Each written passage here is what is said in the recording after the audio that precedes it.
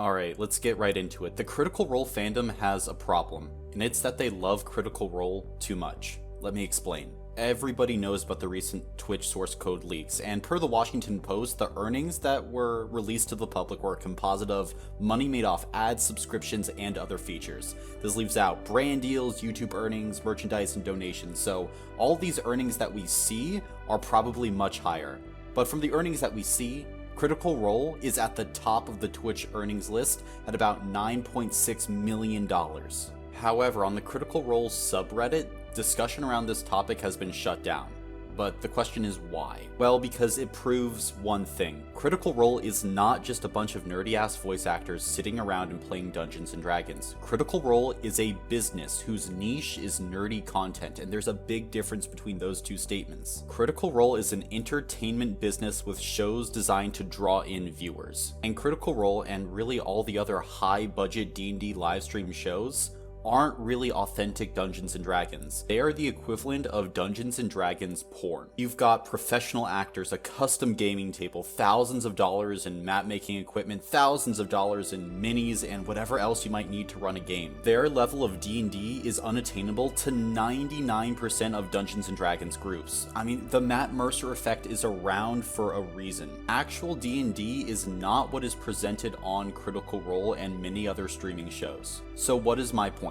Well, I don't think it's a bad one. Critical Role is, in my opinion, a piece of art, just like any play, movie, or TV show is. However, like any other piece of art, that means that Critical Role can be criticized. That means any D&D show can be criticized, or at least talked about in the same vein as you would any other piece of art, talking about what it does well, maybe where it is flawed, and discussing everything surrounding that piece of art. And also, when I say criticism, I do not mean the vitriolic bile that is sprayed in comment sections in Twitch streams. Attacks against Marisha, Matt, Ashley, or any other member of the cast that uses a spell wrong is not criticism, that's hate, and I am not supporting that. Criticism is discussing aspects of the story, how the cast plays, maybe company decisions, etc. in a constructive way. It is the difference between a drunk guy at a bar shouting about how shit the Twilight movies are versus Roger Ebert discussing the flaws of the movie. They are very different. And the problem that the Critical Role fandom has to face is that they treat Roger Ebert the same as if he's a drunk guy at a bar. Members of this fandom attack anything that they perceive as a threat, and the fandom does try to keep a lot of negativity out. However, they at times go too far. And I'm discussing this because I know of no other places where, to some people, it is unacceptable to discuss anything and criticize any decisions about a particular piece of entertainment. You do not need to agree with everything that someone says about Critical Role, but you have to at least let it be said. I personally do not agree with calls to replace main cast members and add more diversity. However, I do view it as a valid criticism, and I want to see Critical Role have more shows with more diversity. I can take something that I don't agree with and see where the criticism comes from. And not only see where it comes from, but acknowledge that people have the right to express that opinion. They're not attacking the show, but they are trying to make it better.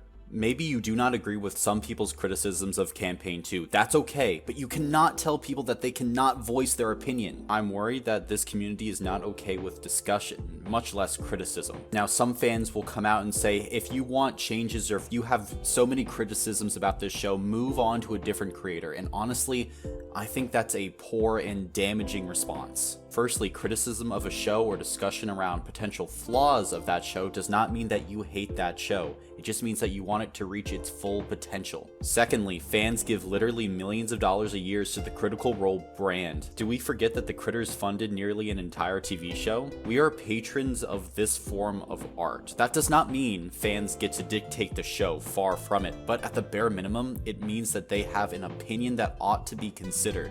To what degree is up to the company, but at the very least, they shouldn't be silenced. Hell, Critical Role listened to their fans by taking down a fucking Wendy's one-shot, but they refuse to allow discourse about all the money the fans are giving them, and some things in the fandom are just shut down. You have to allow there to be a marketplace of ideas in discussion. And finally, fans shouldn't just move on from Critical Role because honestly, it's D&D's flagship program. Critical Role and D&D are connected.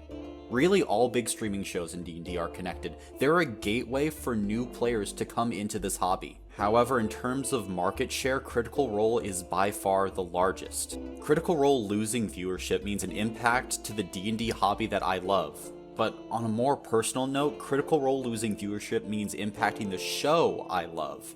As Critical Role moves into the future, it is obvious that the show will change, and I hope the community becomes receptive to talking and discussing the show in a constructive way. The Critical Role community is unfortunately becoming slightly toxic and aggressive, and I do not want this community to take on the aspects of other toxic fandoms. And I'm beginning to see those signs, especially at the end of Campaign True and around the conversation regarding Exandria Unlimited. Heck, I'm already beginning to see that toxicity boil up over Campaign 3 and maybe even kicking cast members off the show. I mean, that's crazy.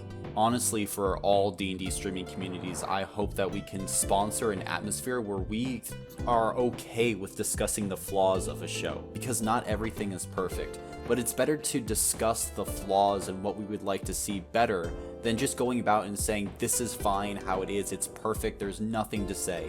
Because as soon as you start doing that, I think we really begin to limit the opportunities that that show or that community has in the future. Man, I expect this video to get so much hate, and maybe I deserve it. But in the comments section, I will have a zero tolerance policy for people who are trying to shut down discourse or are attacking people personally. Disagree respectfully all you like with me. Tell me how wrong I am.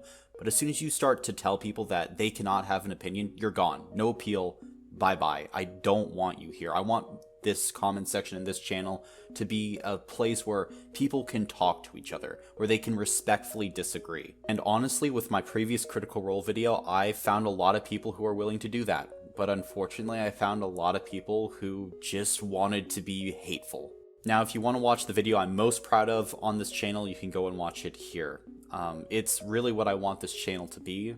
Otherwise, I hope that I got the message I wanted to across in this video. I just felt like I needed to make it. I don't want to bring discord or hate into the D&D community because I don't think that's what this community is about.